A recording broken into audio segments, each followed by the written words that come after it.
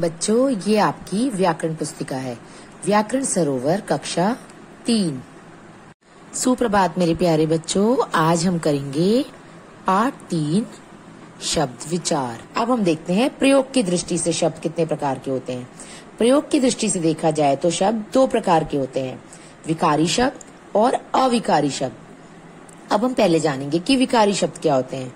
जिन शब्दों में लिंग, वचन, पुरुष, कारक के कारण विकार यानी कोई परिवर्तन होता है, उन्हें हम विकारी शब्द कहते हैं। विकारी शब्द कौन कौन से होते हैं? जैसे संज्ञा, सर्वनाम, क्रिया और विशेषण शब्द। ये क्या है? विकारी शब्द हैं। नीचे लिखे वाक्यों को ध्यान से पढ़िए।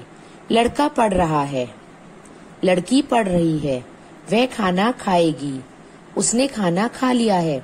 आपको इन शब्दों में क्या पता चल रहा है? जैसे देखो, जिन विकारी मतलब जिसमें परिवर्तन होता है। अगर मैं यहाँ लिखूं लड़का, संज्ञा है ना लड़का, अगर इसकी जगह लिखूं लड़की पढ़ रहा है तो क्या सही है? नहीं। अगर संज्ञा बदली तो उसके साथ उसकी क्रिया भी बदलेगी। लड़के की जगह अगर लड़की हुआ तो क्रिया भी बदलेगी, लड़की की जगह पढ़ रही है होगा। इसी तरह वह खाना खाएगी, अगर मैं यहाँ लिखूं राम खाना खाएगी तो क्या ये सही है? नहीं, ये सही नहीं है। तो इससे यही पता चलता है विकारी शब्द यानी जिसमें संज्ञा कोई शब्द हो, सर्वनाम हो, तो उसके साथ परिवर्तन अदर चीजों पे भी पड़ता है। अगर संज्ञा बदलेगी तो उसके साथ क्रिया भी बदलेगी।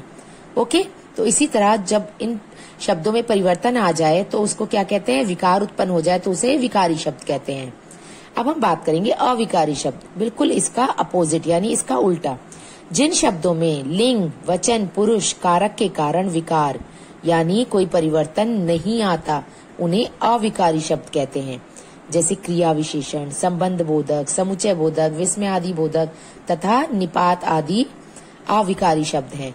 अब आप इन चीजों से इतना नहीं समझ पाओगे कि क्रिया विशेषण क्या होता है, संबंध बोधक, ये जब हम हायर क्लासेस में जाएंगे ना, बड़ी क्लासेस में, तब हम इसके बारे में बातें करेंगे।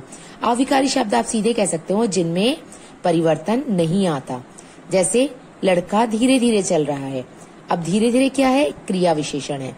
ठीक है, अगर यहाँ लिखूं लड़की तो धीरे धीरे चल रही है थोड़ी हो जाएगा, लड़की धीरे धीरे चल रही है, लड़की हो गया, संज्ञा में परिवर्तन आया तो क्रिया में परिवर्तन आया। इसका मतलब ये क्या है? विकारी शब्द है। लेकिन धीरे धीरे ये जो क्रिया विशेषण शब्द है इसमें कोई अंतर नहीं आएगा, चाहे क्रिया कुछ भी हो या संज्ञा कुछ भी हो।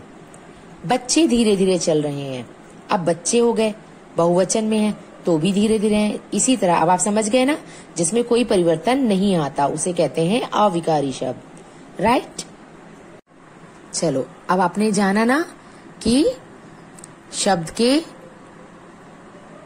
2 भेद होते हैं।